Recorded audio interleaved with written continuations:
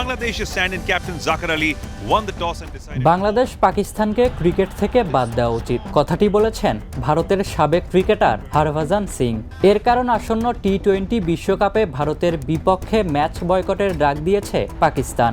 মূলত বাংলাদেশের পাশে দাঁড়িয়ে এমন সিদ্ধান্ত নিয়েছে তাদের সরকার। এর আগে অবশ্য বিশ্বকাপ থেকে টাইগারদের বাদ দেয় আইসিসি।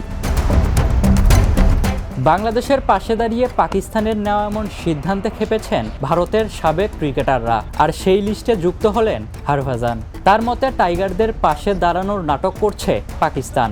সাথে তিনি মনে করেন বাংলাদেশ অস্ট্রেলিয়া দল নয় যে তারা না খেললে বিশ্বকাপ বন্ধ হয়ে যাবে।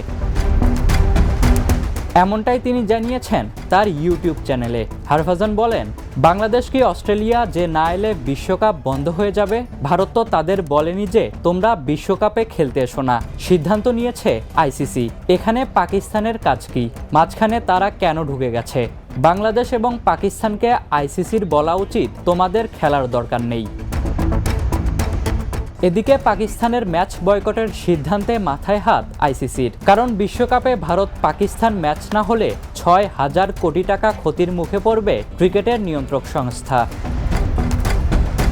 আসন্ন টি-20 বিশ্বকাপ মাঠে গড়াবে আগামী ৭ ফেব্রুয়ারি থেকে, আর ভারত পাকিস্তান ম্যাচ আগামী ১৫ তারিখ। এখন দেখার বিষয় এই ম্যাচ মাঠে গড়ায় কিনা।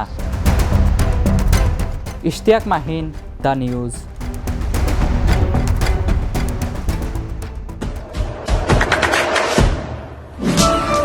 দেশে দেশে সবার সাথে দ্য নিউজ।